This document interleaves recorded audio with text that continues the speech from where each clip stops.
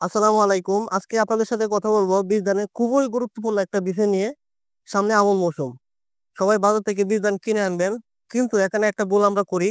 বাজার থেকে বীজ ধান কিনে আনার পরে আমরা ভিজিয়ে ফেলি। কিন্তু এই কাজটা ঠিক না।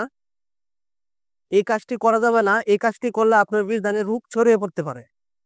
তাহলে চলুন জেনে নেওয়া যাক সঠিক উপায়গুলো কি।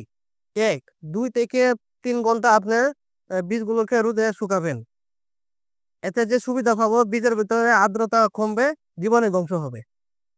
২ থেকে ৩ ঘন্টা ঠান্ডা আলুতে রাখবেন। এর ফলে বীজ ঘামবে না এবং অঙ্কুরোদমে সহায়ক হবে।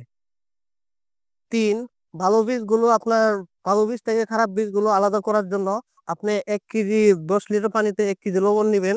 নেওয়ার পরে ভালো করে মিক্স করবেন। মিক্স করার পরে আপনি বীজগুলো দেওয়ার পরে যে খারাপ বীজগুলো উপরে উঠবে এগুলো আপনার ছেঁকে ফেলে দিবেন।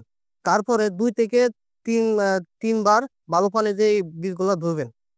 দেওয়ার পরে আপনাকে ছত্রাকনাশক দিয়ে বীজগুলো শোধন করতে হবে। তার জন্য আপনাকে কার্বেন্ডাজিম গ্রুপের ওষুধ প্রতি ১০ কেজি ধানে ২৫ গ্রাম আর মিশিয়ে আপনাকে ১২ ঘন্টা ভিজিয়ে রাখতে হবে। এই ধাপগুলো ফলো করলে আপনার বীজ জমিতে যত সমস্যা আছে সমাধান হয়ে যাবে ইনশাল্লাহ।